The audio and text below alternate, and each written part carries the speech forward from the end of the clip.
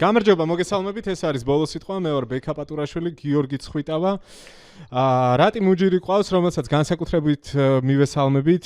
დღეს ახალ ამბებს ჩვენს პლატფორმაზეც გავაჟღერებთ, თუმცა ბევრჯერ გაჟღერდა უკვე ბევრგან და ჩვენმა აუდიტორიამ შესაძლოა იცის, თუმცა ვინც არ იცით, საინტერესო ამბავს რატი თავად მოგიყვებათ, მოკლედ მისალმების ნაწილში. თამარ ნუცუბიძე, ხო, რატი ყავს ვარშავადან პირდაპირ ხაზზე და პოლონეთიდან შემოგვიერთდება ხოლმე ამის შემდეგ ბრიუსელიდან თამარ ნუცუბიძე ყავს ტრადიციულად და დღეს ისევ ჩვენთან არის მიხეილ ხეცოიძე ისრაელიდან. მოგესალმებით ძვირფასებო, მეგობრებო, მოგესალმებით ჩვენო მაყურებლებო. დღეს გვექნება კვლავ შემაჯამებელი ეპიზოდი, სადაც კვირის მნიშვნელოვან ამბებს მოვყვებით. არ გვაკლია არც მნიშვნელოვანი მოვლენები და არც თარიღები, რომელსაც ნაწილობრივ გამოცდით, ნაწილობრივ უახლოვდებით, როდესაც ვამბობ 9 მაისს გულისხმობ და აქ ალბათ საინტერესო დისკუსია გვექნება ჩვენ რას ველოდებით 9 მაისს. უпростоრად ჩვენ რა პუტინი რას ელოდება, თორე ჩვენ პოპკორნს დავიდებთ და ძალიან დიდი ინტერესით მივადევნებთ თვალს რა მოხდება. პუტინს ჰქონდა ზავის ერთდღიანი ზავის მცდელობა, რაზეც ძალიან საინტერესო პასუხი მიიღო და კონტრშეთავაზება ზელენსკისგან, რომელიც უკვე დაარღვია და ახლა ძალიან ბევრი რამ კითხვის ნიშნებით კიდია ჰაერში. ამ ბევრ რამე შეიძლება დრონები და ფლამინგოებიც გამოიყენეს ბოლო დროს, ესაც საინტერესო ამბავი იყო. მოკლედ უკრაინაზე ბევრი გვაქვს ალაპარაკო. რა თქმა უნდა, ისრაელიდან მიშა ხეცოიძე ყავს და ირანის საკითხს უნდა შევეხოთ, ჰორმუზის სრუტის კრიზისს, რომელსაც ორი მხარე აქვს. ზოგი გადასახედიდან ეს კრიზისი მხოლოდ ირანისთვის არის, ზოგი გადასახედიდან კი ამერიკის შეერთებული შტატების და დანარჩენი მსოფლიოსთვის, რომელიც ზარალდება. ისრაელის პოზიციებზე ვისაუბრებთ, მოვყვებით რა ხდება ახლო აღმოსავლეთში და ევროპული პერსპექტივიდან შევაფასებთ ამ ყველაფერს, მით უმეტეს იმ ფონზე, რომ ჩვენთან ძალიან ახლოს, სულ 2-3 დღის წინ ძალიან ბევრი ევროპელი ლიდერი ვიხილეთ.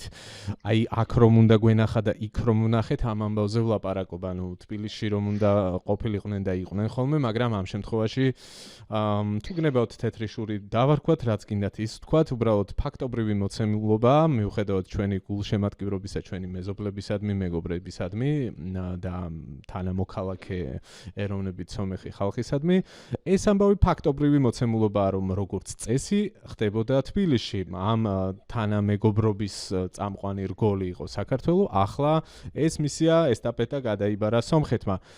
არაფერი სასაყვედურო, ძალიან მაგარი ხალხია, ძალიან მაგრად მუშაობენ და ჩვენგან მხოლოდ კომპლიმენტებს იმსახურებენ ამ მხრივ, თუმცა კრიტიკას იმსახურებს ჩვენი მხარე, რასაც არ ვაკლებთ ხოლმე, მიუხედავად იმისა, რომ ძირითადად საერთაშორისო პოლიტიკაზე ვლაპარაკობთ, არც ხანდახან როცა კონტექსტი ებმის საქართველოსთან დაკავშირებულ პოლიტიკურ ამბებს ვერიდებით. შესაბამისად, დღესაც ესეთი დღე იქნება, იმიტომ რომ სომხეთის ამბებზე აუცილებლად უნდა ვისაუბროთ, ეს ყველაფერი კავშირშია რეგიონის ამბებთან, ევროკავშირში ინტეგრაციასთან და ბევრ საჭიროებო თემასთან. მოგესალმებით კიდევ ერთხელ, მოგიწოდებთ გამოიწეროთ არხი, დაალაიქოთ ვიდეო თუ მოგეწონებათ. თუ პირველად აღმოგვაჩინეთ, ჩვენ წინა ეპიზოდებსაც გადახედეთ, შეგიძლიათ საინტერესო დისკუსიები გვაქვს ხოლმე და დაელოდეთ შემდეგს. რაც თავარია გაზია. თუ კი არ მოგეწონებათ, მაინც დაალაიქეთ, არაფერი თქვენი არ მიდის. უფასოა. გიორგის თქმის არ იყოს.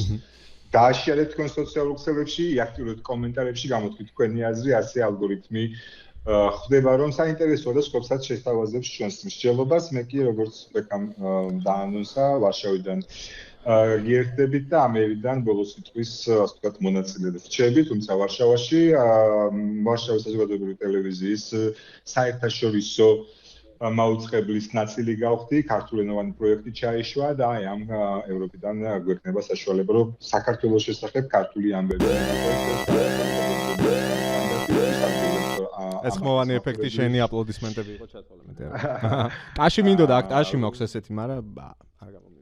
ვისარგებლება ჩვენი არხის მაყურებლობით და გეტყვით, რომ როგორც საქართველოს news შეგიძლიათ YouTube-ზე მოძებნოთ და იქაც გამოყოთ ყოველ დღე 18 წუთიანი საინფორმაციო გამოშვება იქნება. მადლობა. მოდი მივაბათ ლინკიც ამ ეპიზოდის აღწერაში იქნება ლინკი რატის ახალი პროექტის. კავკასია გამოგჩეს, ძალიან დიდი მადლობა, იმიტომ რომ კავკასია იყო პირველი, ვინც ასე დაგვიდგა გვერდში და ახლა შეიძლება კავკასიაზე გიყურებდეთ და მადლობა კავკასიას, მადლობა თქვენ და გამოყვებით YouTube-ზეც.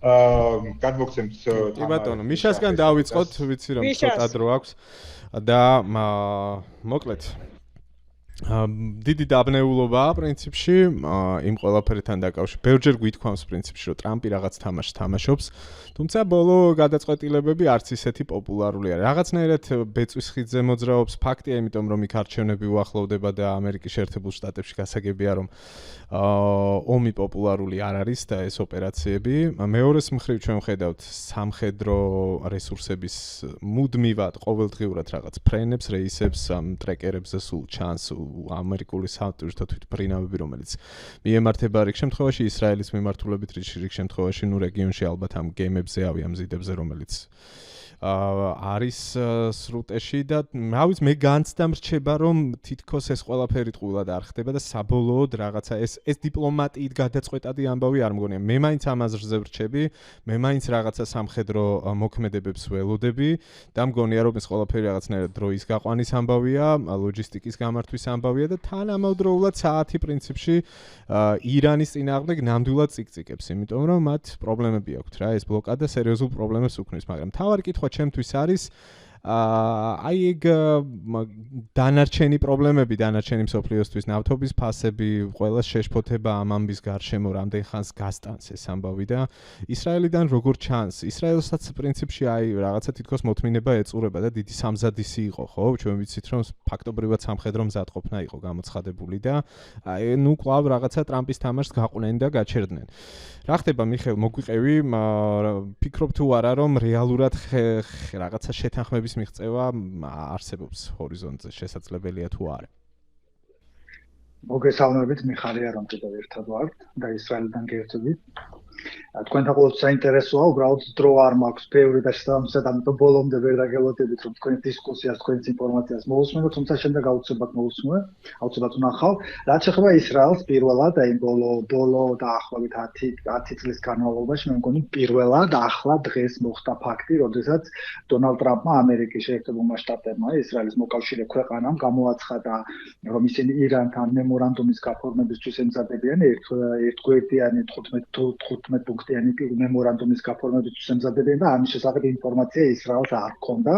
ეს პირველი შემთხვევა იყო, როცა მოკავშირე ქვეყანა, ამ შემთხვევაში ჩვენი ისრაელიდან ჩვენ მოკავშირე ქვეყანა აფორმებს მემორანდუმს მიდის მოლაპარაკებაზე ირანთან, მაშინ როდესაც ისრაელის შეიარაღებული ძალები საგანგებო რეჟიმზე იყვნენ გადასულები და ემზადებოდნენ სამხედრო მოქმედებაზე გადასასვლელად. ამისთვის ყველა წინაპირობა იყო გუშინაც, ჯარის ბევრმა მუნიციპალიტეტმა თავშესაფრები გახსნეს. მოკლედ ისრაელი მზად იყო, რომ დაახლოებით 24 საათში ვითარება უნდა დაძაბულიყო და ამერიკის შეერთებული შტატები ისრაელთან ერთად უნდა გადასულიყვნენ საომარ მოქმედებებზე, თუმცა მოულოდნელად ტრამპმა სხვა შორის ისრაელთან შეუთანხმებლად ასე ამბობენ და როიტერსმა გამოაქვეყნა ცოტა ხნის წინ ინფორმაცია, რომ ეს პირველი შემთხვევა იყო, როდესაც ეს ინფორმაცია, რომ ტრამპი აწარმოებდა მოლაპარაკებას ამ 14 პუნქტიან გეგმასთან დაკავშირებით, ეს ინფორმაცია ისრაელს არ ჰქონდა, ეს ძალიან საინტერესოა.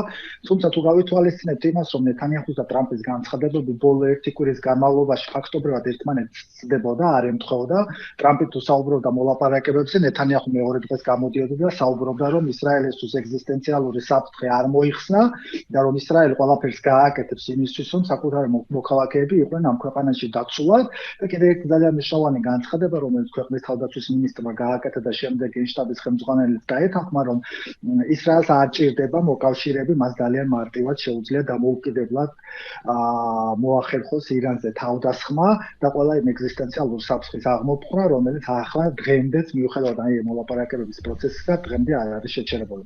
რამდენად მოსალოდნელია ეგ ამბავი, რომ მართლაც მხოლოდ ისრაელმა ძალხრივად დაიწყოს და ნუ თქვა შტატებმა თქვას, რომ იცი რა მე აიგერ სრუტეში ვრჩები და გემების კომერციული გემების გადაადგილების უსაფრთხოებაზე უნდა ვიზრუნო და მე ჩემი მხრივ, რა ვიცი, მზად ვარ დიალოგისთვის. თუ რაღაც ეგეთ, ანუ ეს რო არიონ თამაში, ანუ ესაც თქვა შესაძლოა, რომ თქვა გეგმის ნაწილი იყოს თუ რა ვიცი, ხა მართლაც რაღაცა შევთანხმებლობა.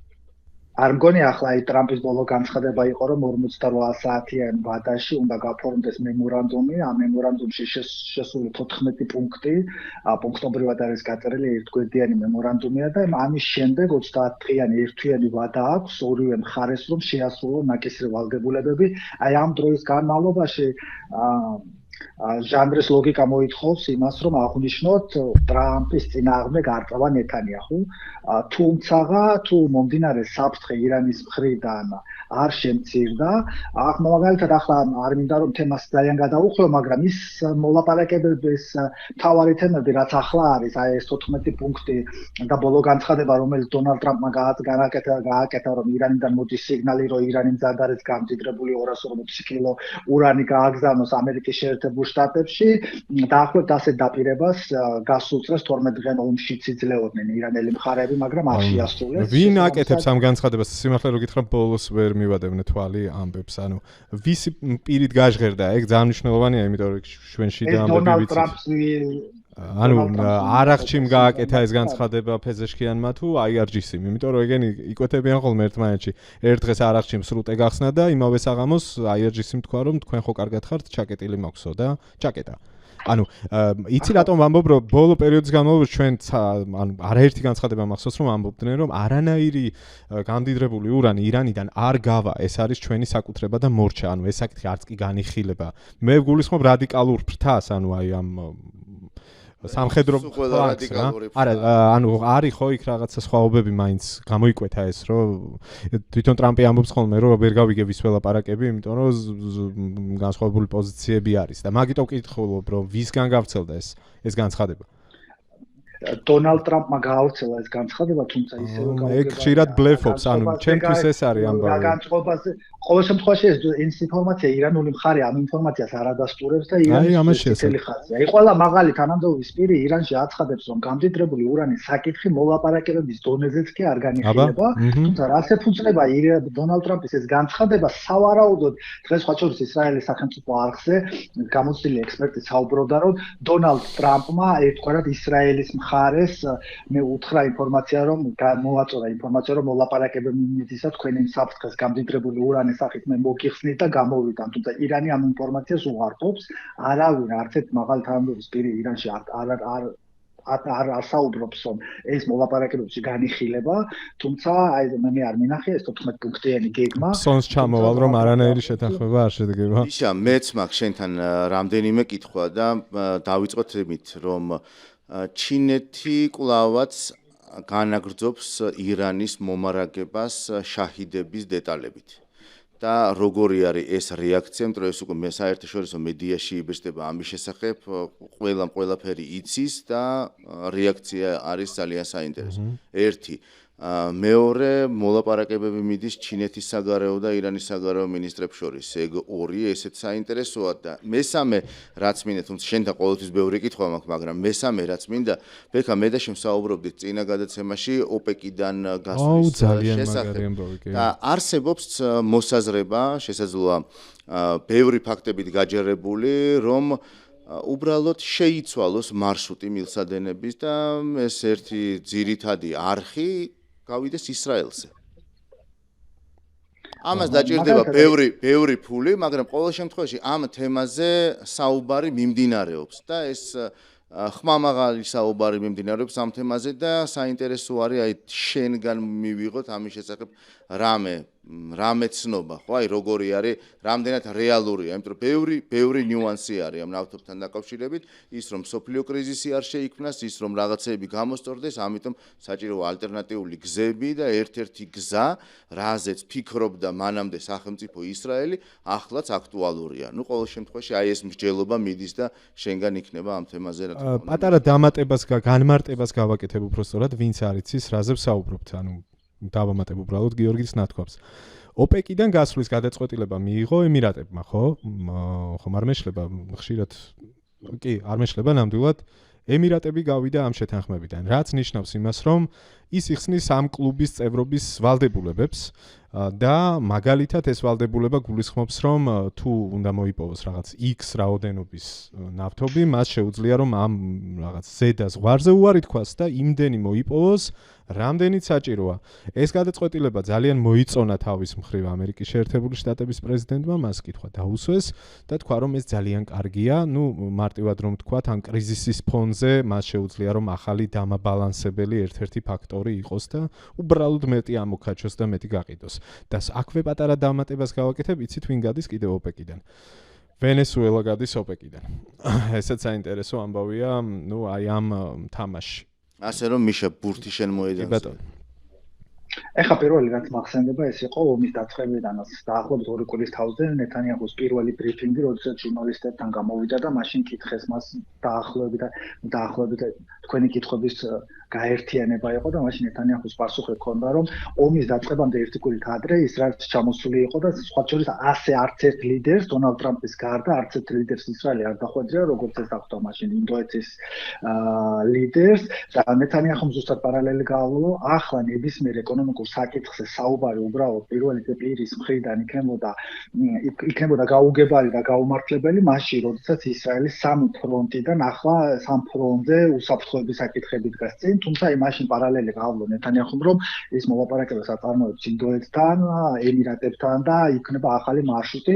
აი ამ თემაზე მეც უბრალოდ ახლა არც არის აქტუალური ისრაელზე ახლა დღეის მდგომარეობით ამ საკითხზე არ საუბრობენ, იმიტომ რომ ახლა ყველაზე მნიშვნელოვანი არის ისრაელის უსაფრთხოება, რომ შეიძლება დღეს და ხვალ ამერიკის შეერთებულმა შტატებმა გამოაცხადონ ომის დასრულება, მაშინ როდესაც ისრაელში ჩვენ 40 დღე თავშესაფარში ვიცხოვრობთ, მაშინ როდესაც ჩვენთვის საფრთხე არ მოხსნება, მაშინ როდესაც მტერი ყოველდღიურად გვემუქრება, მაშინ როდესაც გვეგონა რომ დამარცხებული ტერორისტული ორგანიზაცია ჰამასი გავაიარაღეთ, მიყო თანახმა, დღესაც საუბარი არის ის და დღეს სხვა შორის ბოლო ყველაზე მწვავე განცხადებები და დებატები იმაზე არის, რომ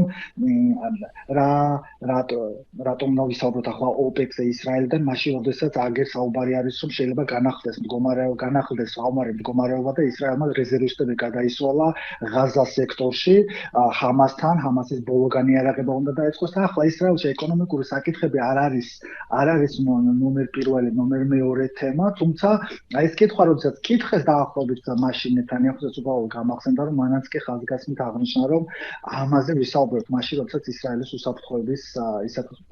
უსაფრთხოება საფრთხე აღარ დაემუქრება. შეგახსენებთ, რომ საუბარი არის ახალი მარშრუტის შექმნაზე ინდოეთი, ემირატები, ისრაელის გავლით, თუმცა უფრო მეტ დეტალებზე სავარაუდოდ უფრო მეტი მოგვიანებით გახდება ცნობილი. ისრაელისთვის დღემდე, ნეთანიაჰუსთვისაც დღემდე და ყველა პოლიტიკური ლიდერისთვისაც დღემდე თემა ორმუზის სრუტე ნავთობი უბრალოდ არის სპეკულაცია და ირანის მხრიდან წამოჭრილი სავაჭრო თემა. ისრაელი არ მიიჩნევს, რომ ეს მნიშვნელოვანია, თუ ევროპისთვის ძალიან მნიშვნელოვანი ორმუზის სრუტის გახსნა. ისრაელი ამბობს, რომ ჯობია რომ ორმუზის სრუტე იყოს მუდმივად თავისუფალი, მოვაგვაროთ თავარი პრობლემა, რომელიც საფრთხე მომდინარეობს ირანული რეჟიმიდან. თუ ახლა გავხსნით ორმუზის სრუტეს და რეჟიმი არ შეიცვლება, ორმუზის სრუტეში პრობლემები კვლავ შეიქმნება დაახლოებით რამდენიმე თვეში. როცა მოუნდებათ მაშინ. მიშა მახსენდა სამი ფრონტი და ამ მიმართულებით მინდა განმოვიტანოთ ჩვენ ახლა ჩვენი საუბარი, ჩემს სული ასეთია ყოველ შემთხვევაში, უბრალოდ მანამდე მე მგონია რომ ტრამპს წამოიწია ვადა, როდესაც კონგრესისგან უნდა მიიღოს ნებართვა, რომ საბრძოლო მოქმედებები გააგრძელოს. შესაბამისად ის არ არის დარწმუნებული, რომ ამ ტიპის ნებართვას კონგრესში აიღებს, ამიტომ ახლა იძლევს რაღაცა გამოსავალს, როგორმე ეს ომი დაასრულოს ისე, რომ არც თვითონ დაზარალდეს, არც ისრაელი დაზარალდეს, არც ეს ამერიკული იმეჯი დაზარალდეს, თუმცა ჩემი შეფასებით ყოველ შემთხვევაში ამ დროისთვის ტრამპს მომგებიანი კარტი აღარ უჭირავს ყველა ვარიანტში, რომელიღაცა ფრონტის გაწევა მოუწევს, ან რეპუტაციულის, რასაც ყველაზე ნაკლებად დარდოს, მე რასაც ვატყობ, იმიტომ რომ როგორც ხამიშამ თავიდანვე აღნიშნა, აი ეს ბოლო გადაწყვეტილება ისრაელთანაც კი არ იყო შეთანხმებული და ისრაელმაც კი არ იცოდა წინასწარ და ასეთი რამე მართლა მე მგონია რომ ეგარი ბლეფი თავიდან ბოლომდე. ვითომ შეთანხმება შეთანხმება შეიძლება იყოს ბლეფი, მაგრამ ის რომ ამაზე პარტნიორებს არ ელაპარაკება ტრამპი, ეს უკვე ის კი აღარ არის რომ რაღაცა ცალკეული გამონაკლისები, ის უკვე ამ ტიპის პოლიტიკას აწარმოებს, რომ მისთვის არავინ, ანუ პარტნიორი აღარ ყავს ტრამპს, ვისთანაც ბოლომდე გულწრფელია, ბოლომდე ღია არის და აი ეს მისი Make America Great Again რაღაცნაირად შერჩა Make America Alone again.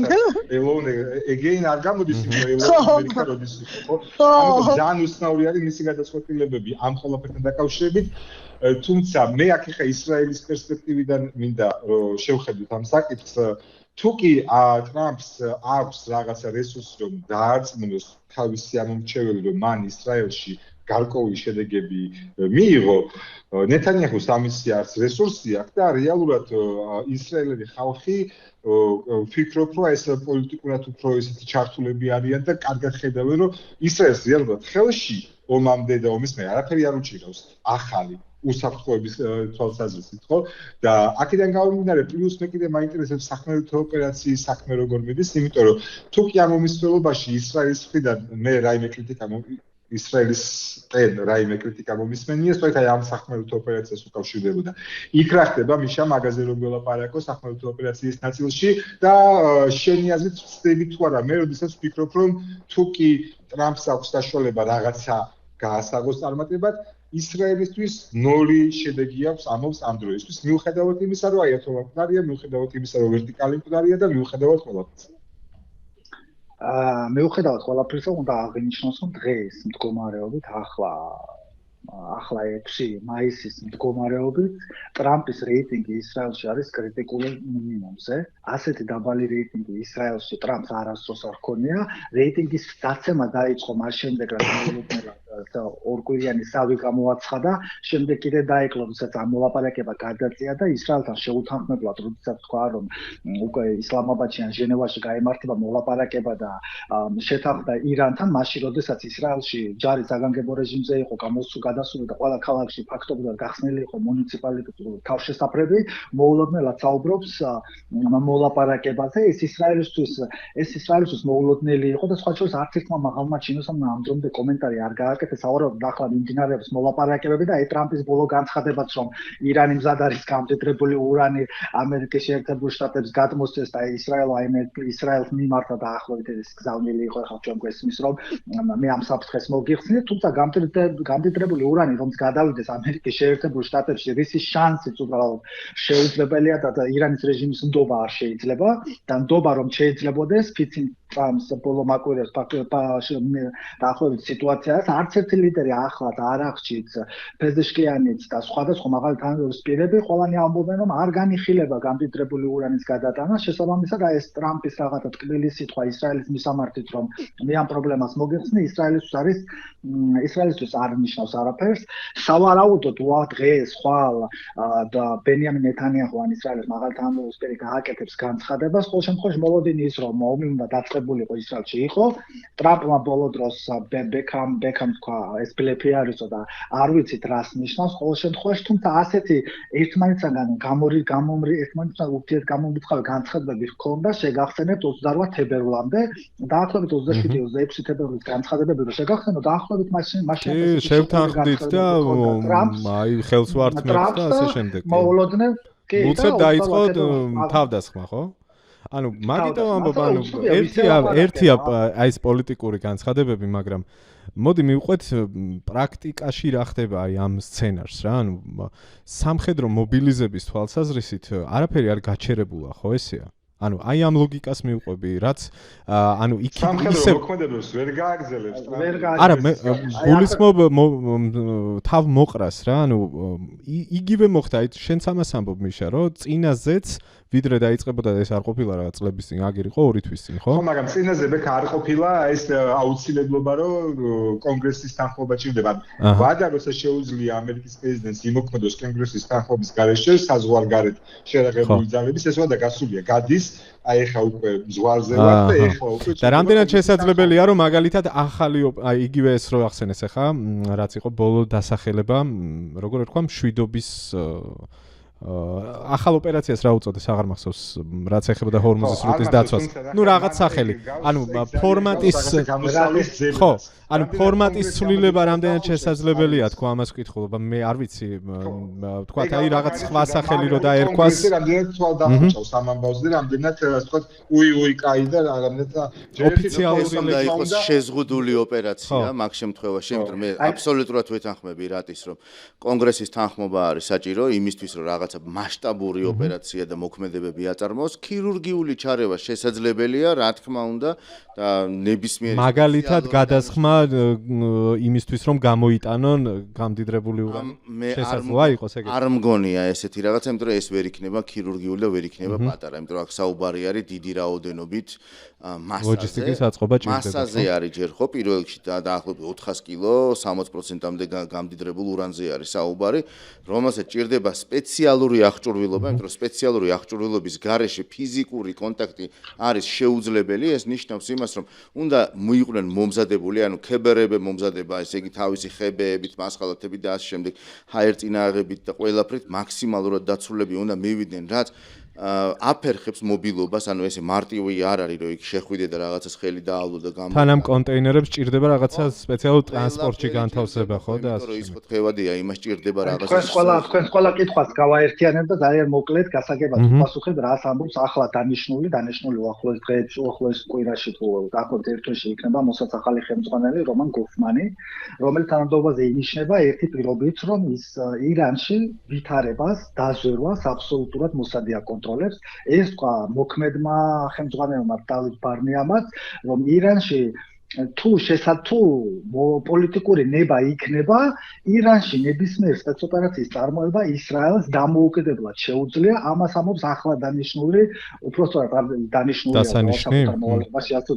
საკუთარ მოვალეობის შესრულება შეუძლება ივნისიდან რომან გოფმანი ამბობს რომ ამის სრული რესურსი აქვს და სხვა შორის ნეტანიაჰუმაც თქვა რომ ამერიკის შეერთებული შტატების როგორც მოკავშირეთან მიმდინარეობს მოლაპარაკებები თუმცა თუ იქნება შეთანხმება საერთო პოლიტიკური შეთანხმება ნებისმიერი ოპერაციის წარმოება დამოუკიდებლად ისრაელს შეუძლია და სხვა შორის აქვე მინდა გამარტო რომ აი სპეცოპერაცია ყველაზე ურთულესი სპეცოპერაცია ირანში რომელიც ეს იყო დაგეგმილი სპეცოპერაცია აიათოლა ალი ხამენეის ლიკვიდაცია და ეს ლიკვიდაცია და სპეცოპერაცია აბსოლუტურად 90% დაგეგმილი იყო და ჩატარებული იყო ისრაელის უსაფრთხოებისა და დაზვერვის ინფორმაციაზე დაყრდნობით და აქ თუ გავითვალისწინებთ იმას რომ ახლა ირანის ლიდერები რა საკეთებენ რა განცხადებებს აკეთებენ მეორეს მხრივ შეგვიძლია მივაქციოთ ყურადღება რომ ირანში ყოველ დღე სჭიან ახალ ადამიანებს ახალ უბრალოდ უდანაშაულო დამნაშავე ადამიანებს არ ვიცი რომელთაც ბრალი ედება მოსადთან თანამშრომლობაში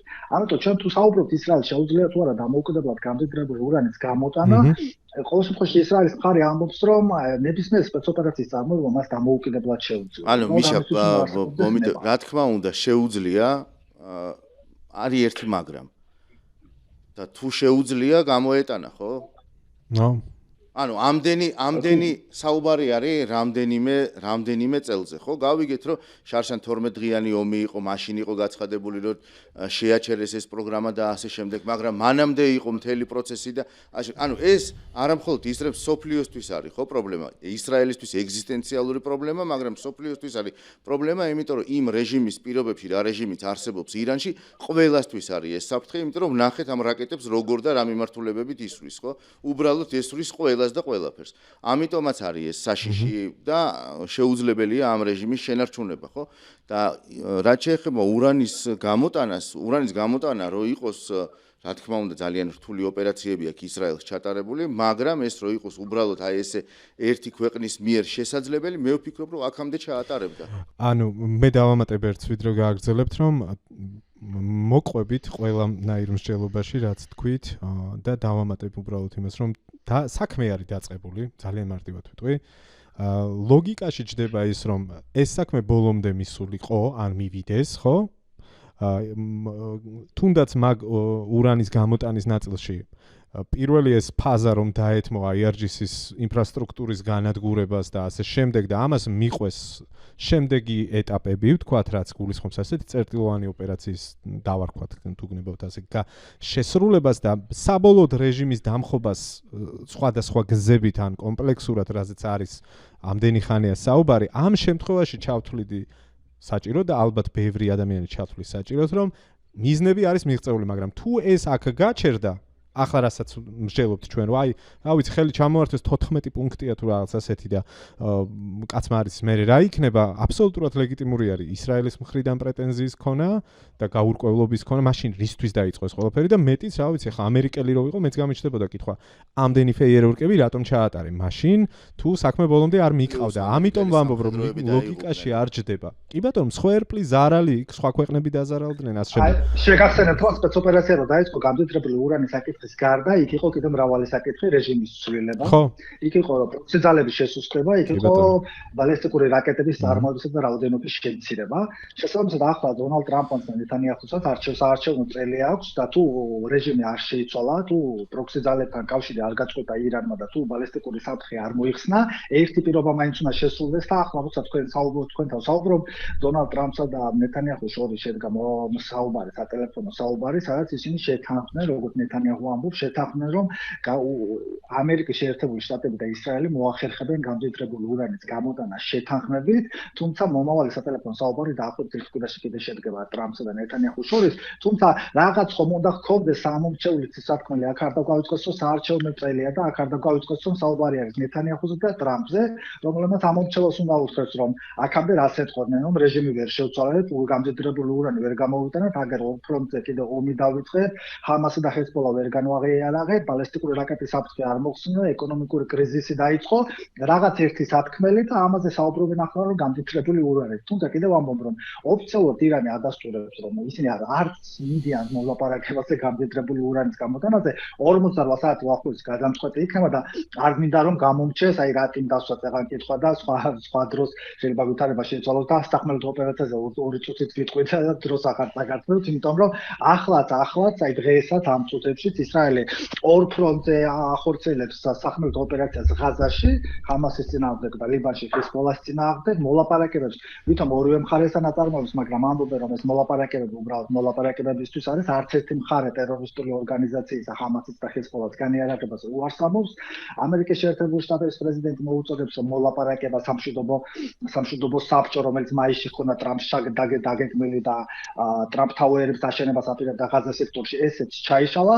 ახლა ორივე ლიდერს ერთი რამ ჭირდება ამომრჩევლისთვის, რაღაცის გამო, რის გამოც დაიწყეს ამხელა ომი, მოაბილიზეს ამხელა სამხედრო ტექნიკა ახლო აღმოსავლეთში, 40 დღე ომი იყო ახლო აღმოსავლეთში, რის გამო, რომ ახლა შეიძლება ეს ყველაფერი ბოდიში ამ სიტყვისთვის გაპრავდეს, იმიტომ რომ აი გამდიდრებული ურანის გამოტანა მოახერხეს. ესიც და მოახერხეს ეგ ძალიან დიდი მიღწევა იქ. ჯერ დასრულებული არაფერი არ არის. მე ამ აზრზე ვარ. ჩემი ბოლო სიტყვა ამ თემაზე ეს არის. თქვენც თქვით თქვენი და მიშას დავემშვიდობოთ. ჩემი ბოლო სიტყვა იქნება რომ რაც მეტი დრო გადის ამ ომში, უფრო მეტი კითხვა რჩება, ვიდრე გაცემული პასუხები. ოკეი. თამარას გეტყვი? მეც მაგ აზრის ვარ აბსოლუტურად და ჯერ ყოველ შემთხვევაში ბენეფიტებს ვერ ვხედავთ ალბათ, რა ვიცი, ისეც როგორცაც ველოდი. ნუ ჩვენ საქართველოში გაძურებულ საწოლს ვხედავთ სრებერობით და არა მხოლოდ საწოლს. ეს ფაქტი ამ ციტას ეს არის. საქართველოში ბექა. ხო. არა მხოლოდ საქართველოში, თუმცა იგივე გერმანიაში მაგალითად, თუნდაც პოლონეთში აქ მთელი რიგი საგადასახადო ცვლილებები იყო, აქციის ფაზის კვება იყო და გარკვეული ნაბიჯები იდგმება იმისთვის, რომ აი ეს გაძურებული ბენზინი რაღაცნაირად კიდევ უფრო არ გაძურდეს. შესაბამისად, აქ მნიშვნელოვანია ადგილობრივი ხელისუფლებები როგორ მუშაობენ აი ამ კრიზისში. დღეს საქართველოში რეფინანსირების განაკვეთი გაიზარდა ეროვნულმა ბანკმა. და მაგით ახსნას. მიხეილ, მიშა, მადლობა დიდი. მე ვფიქრობ, რომ ნავთობსადენის საკითხი, ანუ მილსადენის, უბრალოდ მილსადენის თემა იქნება აქტუალური და ჩვენ ამას ყველანი ერთად განვიხილავთ. და აუცილებლად ფორმატი შევინარჩუნოთ და გავაგზავნოთ ეს პროექტი. იქნება ვინმესთან კონტაქტი სახელმწიფო უწყებასთან, ხვალ ჩემ გააცემათ პედაპედრში გადის, ვინმეს აუცილებლად ვკითხავ და დავინტერესდები გიორგი მაგ კითხვის სიღრმით და პასუხებს და მომდევნო გააცემებში, მომდევნო პოდკასტებში უბრალოდ შემახსენე და მოგეყვებით ეს. მადლობა თქვენ. მადლობა მიშა. შეხვედრამდე დროებით. მაშ ასე თამარ. ბიჭებო, მოდი მე ხა გადავალ თამართან კითხვით. აუცილებლად. ახლა შენთვის ძალიან, ასე ვთქვათ, საინტერესო არის და ცოტა უცნაური არის ევროკავშირის სიმშვიდე ირანთან მიმართებაში. სანამ გადავალთ რომ ფანგრეს არ არის მშვიდი და ძალიან აქტიურია. მანამდე ვერაფრით ვერ გავიგე აი ამ ირანის მიმართულებით რატომ არაფერს პრაქტიკულად თუ კი ვინმე ხელები დაიბანა ამ ომიდან არის ევროკავშირი. რა ვიცი, ახლა ხელების დაბანას, გააჩნია ხო რა კუთხით შევხედავთ, ევროკავშირს ძალიან ადარდებს ეკონომიკური ზიანი, რაც ამ სიტუაციას მოაქვს და უფრო მეტად ალბათ კონცენტრირებულია ეს ზიანი იყოს მინიმალიზირებული. ასევე ხა ძალიან კარგად ვიცით, რომ ადამიანის უფლებების დარღვევებზეც უწევს ევროკავშირს რეაგირება. ბოლო საგარეო საქმეთა მინისტრების შეხვედრაზე ირანთან დაკავშირებითაც განცხადებები გაკეთა, თუმცა იყო მოწოდებები, რომ თუნდაც რაღაც ასოცირების ხელშეკრულების სავაჭრო ნაწილი კიდევ ერთხელ იყო მოწოდება, რომ ისრაელთან შეჩერებულიყო, მაგრამ რაღაცნაირად მოკლედ ბრიფინგზეც კაია კალასიც ცდილობდა დაბალანსებული ყოფილიყო და არც ერთი მხარეს არ გადახრილიყო და სხვათა შორის კიდევ ერთხელ მან თქვა, რომ აი ჩვენ უკრაინის ომში ფაქტიურად მარტოებით ვართ და ასე დავჭითო და კიდევ ერთხელ ჩაარტყა, რომ ასე რომ ვერ ხვდებიო რატო უნდა მივეხმაროთ, მით უმეტეს ჩვენი ომი არ არის, ჩვენი ინტერესი არ იყო, ანუ საერთოდ არ იყო საჭირო ჩვენთვის ეს ომიო და რაღაცნაირად ხო მართლა ბალანსირებენ და ეხლა ბიუჯეტში ცვლილებებიც უნდა შეიტანონ და გრძელვადიან ბიუჯეტში უფრო მეტი ფული უნდა იყოს გამოყოფილი სწორედ იმისთვის, რომ დაბალანსდეს ეს ფასების მატება ყველაფერზე და ალბათ მარტივადაც გადავალთ ამ თემიდან, რომ ევროკავშირი ეხლა ეს დღეები სულ სხვა თემებით იყო დაკავებული. ძალიან მნიშვნელოვანი მისთვის თემებით და რაღაცა ძვრებს ვხედავთ, მე მგონი ისეც, რომლის ამოხსნასაც ჩვენ ვცდილობდით, ხო, არა და არ ვიცი, აი მე მაგალითად ეხლა სანამ საუბრობდით, გადავხედე X-საც და ნახეთ, აი ბოლო მომენტში, ესე იგი, შედგა ილჰამ ალიევის და ზელენსკის სატელეფონო საუბარი. პარალელურ რეჟიმში სატელეფონო საუბარი იყო სიბიჰას და მაკაბოჭორის შორის და ასევე სიბიჰას და აზერბაიჯანელ კოლეგას შორის. და აი ნახეთ ძალიან საინტერესოა. გითხრევს თუ რაშია საქმე, რა ხდება? იცი რა, მე უფრო მაინტერესებს ნახე ზელენსკისა და მეორე ფრონტი გავხსენით თუ არ გავხსენით? ჯერ მე ეს მაინტერესებს. ჩაგვიტრევენ ბოლო ჩაგვიტრევენ თუ არა, არ ვიცი, მაგრამ აი რო წავიკითხე განცხადებები თუ წამომყვებით რაღაცნაირად ხო არ ცდილობს უკრაინა რომ პოსტსაბჭოთა ქვეყნებში იყოს ლიდერი რა იმიტომ რომ აი ზელენსკისაც ნახეთ უწერია ესე იგი ალიევთან საუბრის მერე წერს რომ ორი შეხვედრების პარალელურადო ვისაუბრეთო სხვა ქვეყნებთან ერთად რეგიონში უსაფრთხოების და სტაბილურობის უზრუნველყოფაზეო.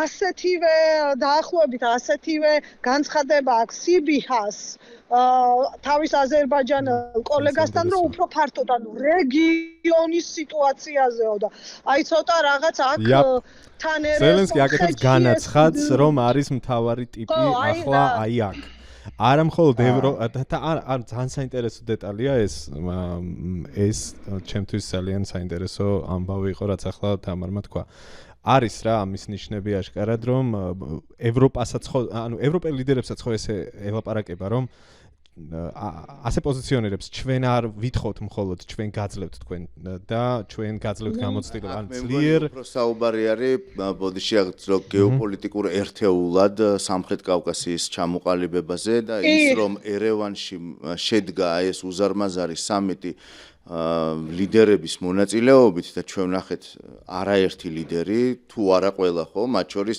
ორგანიზაციის ლიდერები ევროკავშირისაც და ნატოსიც ხო ასეთი რამ ბევრი წელი არ ყოფილა ჩვენს რეგიონში და ანუ მთლიანად ხედვა არის რეგიონის მიმართ, როგორც ახალი მოთამაშის მიმართ გამორჩეული. რა მდგომარეობაშია აქ საქართველოს და კონკრეტულად ქართული ოცნება? საქართველოს და სანამ გადავალ ბოდიში რომ გაწყვეტინებთ, აი კიდე ნახეთ ძალიან საინტერესოდ მეჩვენება და მაინტერესებს თქვენი აზრიც.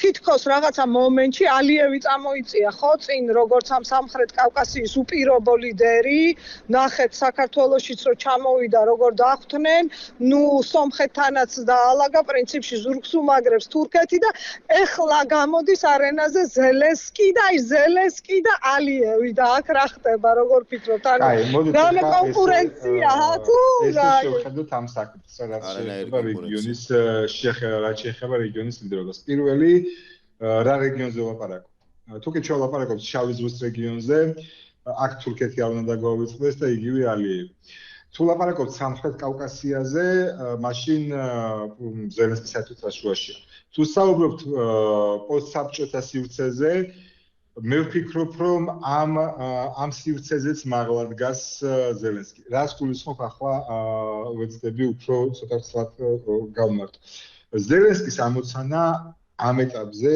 არანაირად არ არის რომელიმე რეგიონალური რაც უნდა ფართო რეგიონი ავიღოთ ამისი ლიდერობა. მას ეს არაფერში არ ჭირდება. მისი ამოცანა ახლა არის ომის დასრულება თუნდაც აი იქ სადაც ახლა არის ომის დასრულება ისე რომ უკრაინა არ დამარცხდეს და ჩვენ ვისაუბრეთ რომ ამ ომის რამდენიმე ფინალი შეიძლება არსებობდეს და ერთ-ერთი ისეთი ფინალი რომელშიც უკრაინა არათუ არ დამარცხდება არამედ გამარჯვებული სტატუსით იქნება ამის შემდეგ ის აუცილებლად მიიღებს ტრამპისთვის სასურველ მშვიდობის ნობელს და მერე წავა პენსიაში ივლისის თელს სამყაროში წაიკითხავს ლექციებს. მისთვის, მისი პოლიტიკური ფიგურისთვის, იმ წონისთვის, რომელიც მას ახლა გააჩნია, მიუხედავად იმისა, რომ ძალიან ახალგაზრდაა, არ მგონია, რომ აი ესეთ რეგიონის დონეზე ლიდერობაზე კონდეს რაღაცა ამბიცია. ის უფრო მეტი ამბიცია აქვს მას, ჩემი აზრით.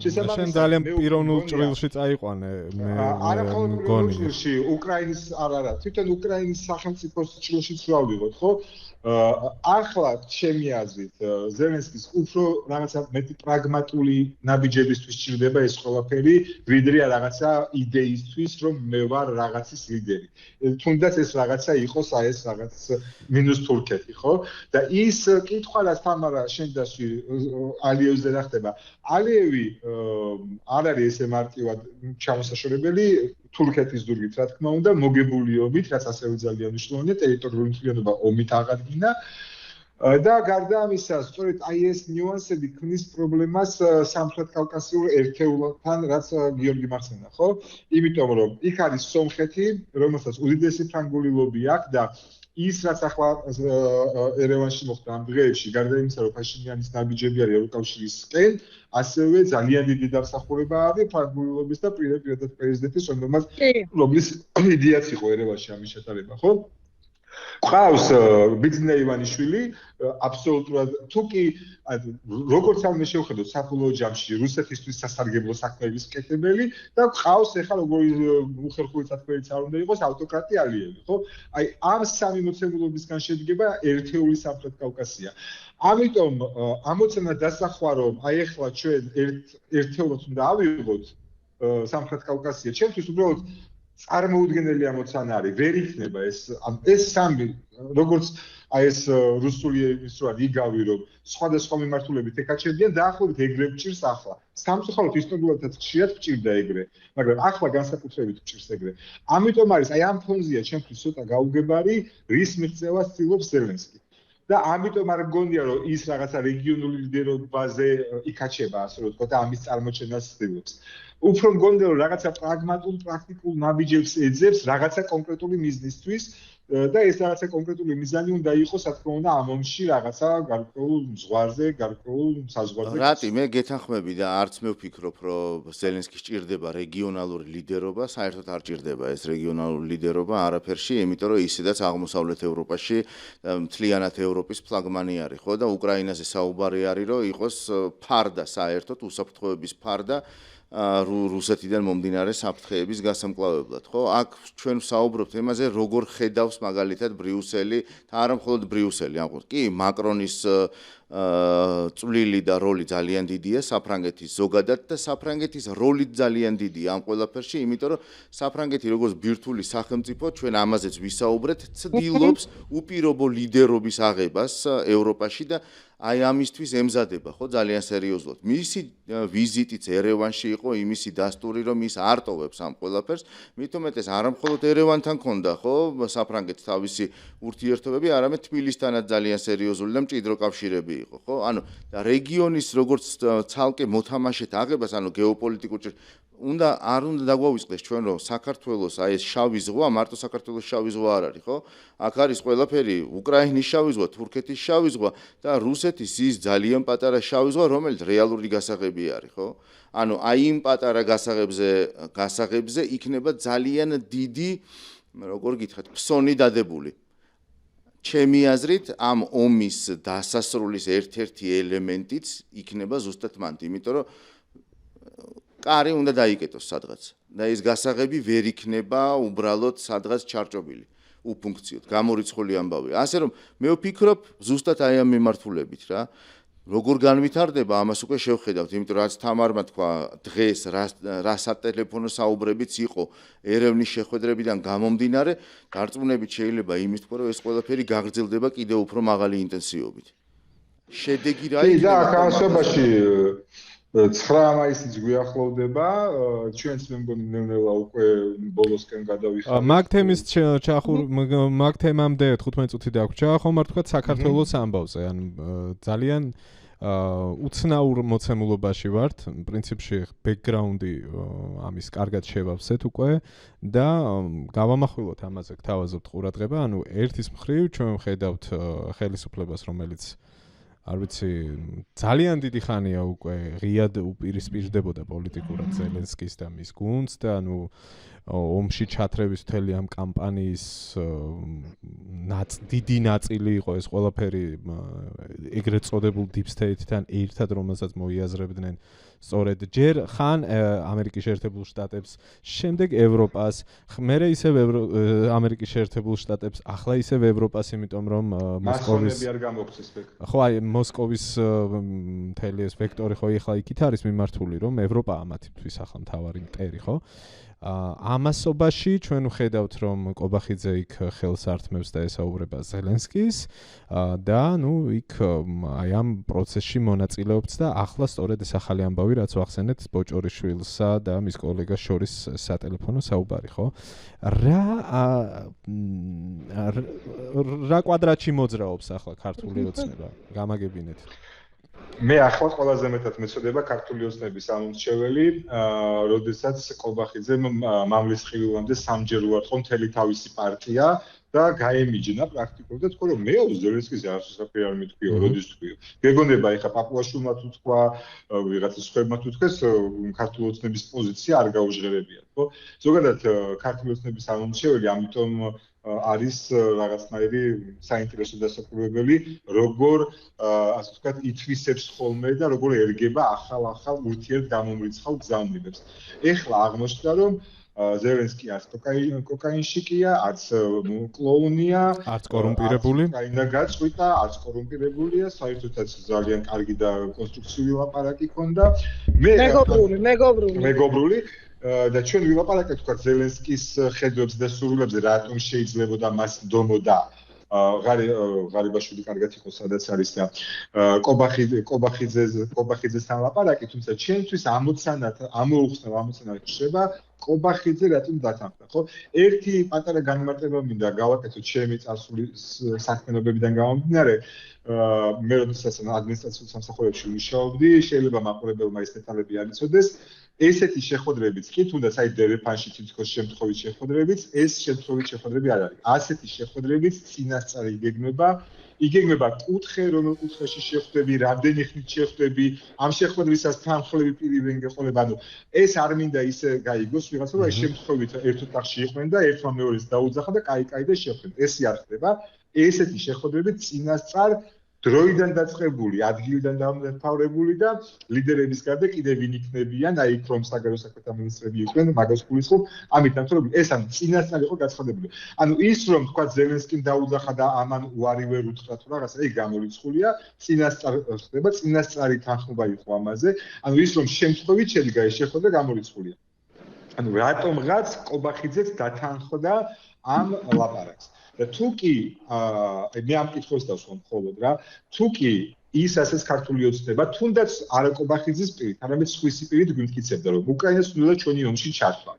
რომ უკრაინას ხსნიდა საქართველოზე მეორე ფრონტს, რომ უკრაინა საქართველოს წევია. კაი, მოდი ესე ვთქვათ, უკრაინა არა, ისინი ზელენსკის პერსონალურად ადანაშაულებდნენ და ხშირ შემთხვევაში მიჯნავდნენ ხოლმე, რომ აი უკრაინელებს კი აუცილებლად ეგრე საწყალი ხალხი არ აქნან ომში არიან, აი ზელენსკი ჩაითრია დასავლეთის გავლით ომში, ხო? თუ კი დასავლეთის გავლით ზელენსკი დასავლეთის ზელენსკის გავლით დასავლეთმა უკრაინა ჩაითრია ომში და ეგენი ცდილობდნენ საქართველოს ჩათრევას. მაშინ რატომ დათანხმდა კობახიძე აი ამ ხალხთან ლაპარაკს? თუ კი ეს სიმართლეა. რა, ეხა ეგ საფრთხე აღარ არის თუ რა, ეხლა აღარ ჭირდება უკრაინას მეორე და მესამე ფრონტი რუსეთის ყურადღების გასაფართად, როდესაც დონბასის ტალახში არის გაჭედილი და ვერც ზამთრის და ვერც გაზაფხულის შეტევაზე რუსებმა პრაქტიკულად ყველა ამოცანა ჩაუვარდათ. კონსტანტინოვკაც კი კონსტანტინოვკა, დრუშკოვკა, კრამატორსკი, ისა რა სლავიანსკი, ხო?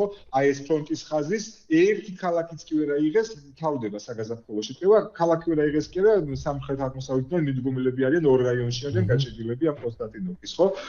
კონსტანტინოვკა რო იცოდეთ, ცხეთაზე პატარა ქალაქია. იქ ვარ ნამყოფი პირადადაც. შესაბამისად, ეხა თუ ვინმე სჭირდება მეორე და მესამე ფრონტი, ეხა ძალიან კარგი დროა ამისთვის, იმიტომ რომ ისედაც გაჭედილია რუსეთი იქ და ეს მეორე ფრონტი საერთოდ შეიძლება ჩამოშალოს მართლა. და თუ კი მართლა ვინმეს უნდა საქართველოს ომში ჩათრევა, ეხა რატო ხვდებით ამ კაცს? ამ ქართული ოცნების სამომრჩეველოს ვეკითხები. რატო დათანხმდა კობახიძე ამ შეხვედრას? ვინმე მომწონს? და მე რატო აქო? ხო. ნუ უკვე საგარეო საქმეთა მინისტრის დონესაც და არა მხოლოდ მე. ხო, ნუ არ ვიცი, ეს ყველაფერი მე ცოტა ფართო კონტექსტში მინდა რომ შევხედო და ვცდილობ გავერკვე, ანუ რის მერე ხდება, ანუ ამ რაღაც ფაქტების თანმიმდევრობასაც ხო აქვს მნიშვნელობა, ანუ ორბანის გაღმა გასვლის შემდეგ პოლიტიკურად აქეთ კავკასიაში როგორც თქვით აი ამ პროცესების გააქტიურების ფონზე, ხა ეგ სხვა საკითხია, რაზეც მსჯელობდით ხო, რომ ვინ რა სარგებელს ხედავს ამ ყველაფერში. ნუ თუმცა პრაქტიკული სარგებლის დანახვა მინიმუმ შესაძლებელი არის რაღაც თუნდაც რისკების გამორიცხვის ფაქტორის გათვალისწინებით უკრაინისთვის დღეს ომის აი სუფთა ტექნიკური თვალსაზრისით ვამბობ რომ რა ვიცი აი ყავდეს კარგ ურთიერთობაში სიტყვაზე იმისთვის რომ რაღაცა საეჭვო ტვირთებმა თუნდაც დავუშვათ და აქ არ იმოძრაოს და ამაზე კონდეს რა რაღაცა გარკვეული პოლიტიკური გარანტიები და ვიღაცასთან მოსათხოვი და მინიმუმ ამ თემაზე ვიღაცებს რაღაცები ელაპარაკოს. იქ რა ვიცი ხა აზერბაიჯანს, სომხეთს, ანუ ამ ქვეყნებთან დალაგდეს მაგ ნაწილში ან რაღაცა პოლიტიკური სარგებელი კონდეს რაღაც გარკვეულ საკითხების თუ პოლიტიკური კამპანიების ხარდაჭერის ნაწილში, რომელიც რუსეთის წინააღმდეგ იქნება მიმართული. ანუ დავუშვათ. ანუ უკრაინას აქვს თავისი ამოცანები და თუნდაც ეს იყოს ქართული ოცნება, ნუ მისთვის მისაღებია რა, მე ესე ვხედავ, არ ვიცი მე თანხმებით თუ არა, ის არაფერს არ კარგავს, რომ თუნდაც ტიპთან, რომელიც გუშინ ლანძღავდა, დღეს რა ვიცი, დაალაგოს რა რაღაც საკითხი. ომში მყოფი ქვეყანა, ყველასთან ურთიერთობა რაც მეტი ეყოლება მეგობარი მას ჭირდება. მეგობარი რა, მინიმუმ მტერი არა, ასე დავარქვათ, ხო? აქ ერთი მნიშვნელოვანი გარემოება არის, ძალიან მნიშვნელოვანი გარემოება, ეს არის ქართველი მებრძოლები უკრაინაში. ძალიან მნიშვნელოვანი, იმიტომ რომ სიცოცხლის ფასად, საკუთარი სიცოცხლის და ჯანმრთელობის ფასად ისინი უკრაინის თავისუფლებასაც იცავენ, რიგით სამოქალაქო პირებსაც იცავენ უკრაინელებს. უკრაინელებს ხარდამხარად იბრძვიან და იბრძვიან ჩვენი თავისუფლებისთვისაც იქ. ეს არ არის პატარა. ხო, ეს არ არის პატარა ფაქტორი, ეს ძალიან დიდი ფაქტორია, იმიტომ რომ ერთსულ მოსახლეზე არც ერთი ქვეყნის მოქალაქე იმ რაოდენობით არ იმყოფება უკრაინაში, რა რაოდენობითაც იმყოფებიან ქართველები იქ. და რა რაოდენობითაც სამწუხაროდ გვაქვს ჩვენ მსხვერპლი უკრაინა. გიო და აქ ისიც უნდა აღვნიშნოთ, რომ ეს ზელენსკიმ პირადად ძალიან კარგად იცის. ძალიან კარგად იცის ზელენსკიმაც, ძალიან კარგად იცის ზელენსკის ადმინისტრაციის უფროსმაც, ძალიან კარგად იცის თითქმის ყველამ ზალუჟნიმაც, გენშტაბის უფროსებმაც, თავდაცვის მინისტრებმაც, რომლის მოადგილეც ასევე ეს არის რა ქვია ქართველი, ეს ძალიან სერიოზული ფაქტორებია და ჩვენ ერთ-ერთ პოდკასტში აღვნიშნეთ კიდევაც რომ ორბანზე ფსონის დადება იყო შეცდომა და ეს დაინახა ყველამ, ისევე როგორც ფსონის დადება უკრაინის წინააღმდეგ იყო ასევე ძალიან ირანზე ფსონის დადებაც დიდი შეცდომა და ესაც ძალიან მალე გამოჩნდება. ჩამონათვალი არის საკმაოდ დიდი და პრინციპი. კარგი, ეხლა მე მაინტერესებს მოსკოვიდან თუ იქნება რამე რეაქცია კობახიზის ამბავზე, იმიტომ რომ ვინმეს არ ქონდეს ილუზია რომ ვინმეს ეგ ამბავი გამორჩა იქ. მიუხედავად იმისა, რომ ბევრი სხვა საზრუნავი გააჩნიათ, ახლა აღლუმისთვის ემზადებიან ამ თემას შევეხოთ საბოლოოდ. ხო, და ფაქტია, რომ რეაქცია ჰქონდა სომხეთთან მიმართებით, აბა ვნახოთ საქართველოსთან და კონკრეტულად ქართულ ოცნებას თუ რამეს შემოუთვლიან აი ამ ამბავში. მეგონი დიმიტრი ბიკოვის ლექს ითვისებენ ისინი, კარგად თამარ, შენ გეცოდინება, გექნება წაკითხული. ძალიან საინტერესო, ვისაც აინტერესებს რუსეთის თემები, ძალიან გირჩევთ, რომ დიმიტრი ბიკოვის ბოლო ლექსი წაიკითხეთ, გაეცანით და მიხვდებით ყველაფერს, მათ შორის იმ ვნებებს, რომ საბოლოო ჯამში მიეცით ვლადიმერ პუტინს მოსკოვის ცენტრში აღლუმის თავისუფლად ჩატარების შესაძლებლობა, რომ მან ეს ამოისუნთქოს შვება მიეცეს ამ ყველაფრით, ხო? ესე წავიკითხოთ აუცილებლად, ვინც არ ვიცით. კარგი. მე ძალიან დიდი სიამოვნებით დავილოდებოდი აი ამ 9 მაისის აღლუმზე სახაერო კომპონენტს, როგორც ვიცით, რუსული სახაერო კომპონენტი გადაწყვეტილია რომ არ იქნება, თუმცა ზელენსკის განცხადებების მერე მე პირადად არ ვარ და უკრაინულ სახაერო კომპონენტი არ იქნება და ძალიან დიდი სიამოვნებით ვიხილავდი პირდაპირ ეთერში აი ამ სახაერო კომპონენტს. ჩემს პირად მოსაზრებას ვახსენებ. ერთი კითხვა, რამდენად გამართლებული იქნება თქვენი აზრით, რომ მიიტანოს იერიში, ვთქვათ. ამის პრაქტიკული შესაძლებლობა რომ აქვს გამოჩნდა, ბევრჯერ, რა ვიცი, 1500-1700 რომელ რეკორდებს აღარ ხსნიან ისინი რუსეთის სიღრმეში. აქვთ ამის შესაძლებლობა მოსკოვზე რომ შეუძლიათ ეს აჩვენეს 2 დღის წინ რომ თლად კრემლიდან 8 თუ 12 კილომეტრში რაღაცა მონაკვეთში იყო შენობას დაარტყეს დრონით. ეს შეუძლიათ, ეს ვიცით. ახლა საკითხია, თქვათ, რამდენად მიზანშეწონილობა არსებობს ამის, თქვენ რას ფიქრობთ, მაინტერესებს. მე ერთ კომენტარს გავაკეთებ მაგაზე და აქ ეს იქნება ჩემი ბოლო სიტყვა. თუ ვინმეს არ ახსოვს, უბრალოდ გავახსენებ მარიუპოლს, ქალაქ მარიუპოლს, იქ თეატრის შენობას და თეატრის შენობის წინ დაწერილ ასოებს, ხო, ბავშვები, ძეწი, ხო?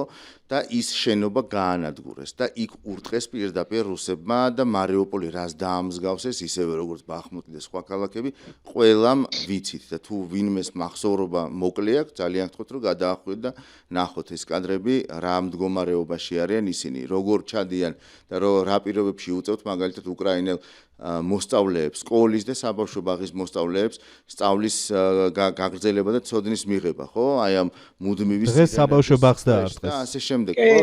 ამიტომ მორალურ თემაზე მე აქ ვერ ვისაუბრებ ნამდვილად. არა, მე უბრალოდ იცი რატო ვსვამ ამ კითხვას. ლეგიტიმური სამხედრო სამიზნე წითელი მოედანი. არის თორე ლეგიტიმური სამხედრო სამიზნე თავშეყრილი გენერლები. არის თორე ლეგიტიმური სამხედრო სამიზნე რუსული სამხედრო ტექნიკა. რუსეთის მოქალაქეებმა მიუხედავად იმისა, რომ მათი პროპაგანდა არწმუნებთ, რომ ომში კი არ არის სპეციალურ სამხედრო ოპერაციაში არის რუსეთი, მოქალაქეებმა კარგად იციან, რომ ქვეყანა ომშია. შესაბამისად, თავი შეიკავონ ქუჩაში გასვლაზე, რაც და რაღაცა ზეიმზე, ინფონზე, როდესაც სამშობიაროებს ბომბავს მათი პოლიტიკური ხელმძღვანელობის გადაწყვეტილებით შეერაღებული ძალები. ასე რომ თუ კი ჩვენ ვსაუბრობთ, რომ ამას შეიძლება სამოქალაქო მსხვერპლი მოყვეს, სამწუხარო იქნება, ნებისმიერი სამოქალაქო ომი, სამოქალაქო მსხვერპლი სამწუხაროა, თუმცა ის თავშეყრა, რაც წითელ მოედანზე 9 მაისს იქნება, სამხედრო ტექნიკა, გენერალიტეტი, ჩემი აზრით ლეგიტიმური სამხედრო სამიზნეა. თუმცა მე მაინც მგონია, რომ აი იმ მთელი გადმოსწროლილი ჰაერსაწინააღმდეგო სისტემებით ბევრი ლეგიტიმური სხვა სამიზნე მოშიშ. რჩება დაუცველი, კი მან. არ მეკითხვა საცვამდე, იცი რატი არა თუ ლეგიტიმური სამიზნეა თუ არა, ამაზე არ ვლაპარაკობ. ანუ რამდენად მიზან შეწონილი იქნება, ანუ ეს როგორ იქონებს გავლენას რუსეთის მოსახლეობაზე. ათქმევინებს მათ რომ ვაიმე ომს ვაგებთ და პუტინი სუსტია და მისი დრო დამთავრდა და მოდი რაღაცა მოვიფიქროთ, თუ ათქმევინებს რომ აი ეს ჩვენი ხელისუფლება მართლა რა საშინელ მტერს ებრძვის, მოდი დაუდგეთ გვერდში, ანუ აი ამ ნაწილში ვამბობ. მესმის, გავიგე. ვისაც უნდა ჩემი აზრით, ვისაც უნდა გაგება, რომ პუტინი ამას ვერ იგებს, ამდენი ხანი გაიგებდა და რუსულ ანუ ძალიან ბევრი ცინიკური და ირონიული ვიდეოები ვრცელდება რუსეთიდან ამ ყველაფერზე, იქ არის ხალხი ვის ამას ხედავს. რაც შეეხება იმას, რომ ხომ არ გამოიწვევს ეს რუსეთის კიდევ უფრო გაღიზიანებას, ბოდიში. არა, გაღიზიანება წელია და ბირთვული იარაღის გარდა აბსოლუტურად ყველანაირი შეერაღება გამოუყენებია, რაც კი გააჩნია არსენალში. მობილიზების თვალსაზრისით, ანუ ხელს ხომ არ შეუწყობს. მუხტისა დაბუსტვას რა, ამას გულისხმობთ. მესმის ასეც კითხვა, უბრალოდ მე რასაც ეხლა ვაკვირდები, რუსეთში მობილიზაცია გარდაუვალი არის შემოდგომაზე საფრთხის დასაწყისში, იმიტომ რომ უფრო ბევრ თვს ვამბობდი აქამდე, ეხლა რამდენიმე თვს გამოვაკვირდ, იმიტომ რომ ტენდენცია გრძელდება, რომ უფრო მეტი დაღუპული და შევებული დაჭრილი ჯამურად არის ფრონტზე, ვიდრე მიმართვიანობა რუსულ არმიაში. გრძელდება ტენდენცია, სადაც ფრონტზე არათუ გაიხინა სიტუაცია და რუსებს დიდი წინსვლა არ აქვს. პირიქით, სულ უფრო ხშირად ვრცელდება ინფორმაცია იმის შესახებ, რომ მეტი დეოკუპირებული ტერიტორია არის თვიდან თვემდე, ვიდრე ოკუპირებული. ეს იმას არ ნიშნავს, რომ რაღაცა მის არ გაიგოს, რუსები ოკუპაციას ვერ ახერხებენ. არა, რუსები რაღაცა ერთ მიმართულებაზე ოკუპაციას ახერხებენ, უკრაინელები მეორე მიმართულებაზე დეოკუპაციას აქ. როცა ჯამდება ბოლო 2 თვეა თუ სწორად მახსოვს, უფრო მეტი დეოკუპირებულია, ვიდრე ოკუპირებული. კი, 120 კვადრატული კილომეტრი. დეკემბრის მერე ეგრეა. მეტია. ხო, ეს ტენდენცია გრძელდება. აქ კიდევ ერთი მდგენელი შემოდის, ეხლა კი საგაზაფხულო კამპანია დაიწყო მარტში, ასე ვთქვათ, მაგრამ რეალურად ამინდების გაუმჯობესება მაისიდან იწყება. თუ კი ჩვენ შარშანდელ სტატისტიკას შევხედავთ, სწორედ მაისიდან ხდება დაახლოებით გაორმაგება, გასამაგება ოკუპირებული ტერიტორიების კვადრატული კილომეტრების. ასე რომ მაისის ბოლო იქნება ძალიან კარგი მაჩვენებელი. აი ეს 3 თვე, რაც გავიდა 4 თვე, რამდენად გაგრძელდება კიდევ. და თუ კი აი მაისში, ივნისში, ივლისში აი ეს აგვისტომდე გაგრძელდა ეს ტენდენციები, მაშინ უბრალოდ გარდაუვალია. ან უნდა დაამთავროს ომი პუტინმა, ან მასობრივი მობილიზაცია გამოაცხადოს და კიდევ ერთი ამოსუნთქვით ეცადოს კიდევ ერთ შეტევას. აი თითქმის საათი არის და მე ჩემ ბოლო სიტყვას ვიტყვი და მე თუ გინდათ დაასრულეთ, მე გამახსენდა და გავიხსენოთ რა ნახატი უკიდია თავის კაბინეტში ოლოდიმერ ზელენსკის ქართველი მხატვრის ნახატი ცეცხლის ალში გახვეული კრემლი და მე პირადად ძალიან ბედნიერი ვიქნებოდი ლაივში ჩვენებურ ენაზე რა ვთქვათ ლაივში მენახა ეგ სურათი ვინც არ უნდა ჩათვალოს რომ ეს მორალურია თუ ამორალურია ძალიანაც მორალურია, აბა რა არის ცეცხლი? ცეცხლი კრემლს და ოლიგარქიას. ასეთ მხიარულ ნოტაზე გემშვიდობებით, ძალიან დიდი მადლობა ყურადღებისთვის. თუ ამ დრომდე გვიყურებდით და გვისმენდით და ფიქრობთ რომ ეს საინტერესო იყო, არ დაგეზაროთ, დაალაიქეთ, გამოგვიწერეთ, შემოვერთდით ჩვენს აუდიტორიას და ვამბობ ხოლმე კიდევ გავიმეორებ, ურჩიეთ სხვებსაც. ჩვენ არ გვაქვს აქტიური რაღაც სოციალური კამპანიები, თვით დინებით ასე მივდივართ. ვცდილობთ რომ არ ჩავაგდოთ კვირა ყოველ კვირას. უბრალოდ ბიუჯეტი არა გვაქვს. ხო, ნუ არც ბიუჯეტი გვაქვს და არც დამატებითი ადამიანური რესურსი რომ ამას მიუძღვნათ. მოკლედ თქვენი იმედი გვაქვს ჩვენო ძვირფასო მაყურებლებო და შეგვიწყეთ ხელი რომ გავაგრძელოთ როგორც ხედავთ ჩვენ ვცდილობთ რომ არ ჩავაგდოთ არც ერთი კვირა. არ აქვს მნიშვნელობა სად ვართ, არ აქვს მნიშვნელობა რამდენი საქმე აქვს ვის, აი ამ ყველაფრის მიუხედავად ყოველთვის ვიგეგმებით ისე რომ კვირაში 1 საათი ამ საქმისთვის მოვიცალოთ. ამიტომ თქვენგანაც ველოდებით, არ ვიცი როგორ შეგიძლიათ ხელი შეგვიწყეთ. დაგვალაიქეთ, გამოგვიწერეთ, გაავრცელეთ ინფორმაცია. დიდი მადლობა, დაგემშვიდობებით ზუსტად ერთი კვირით.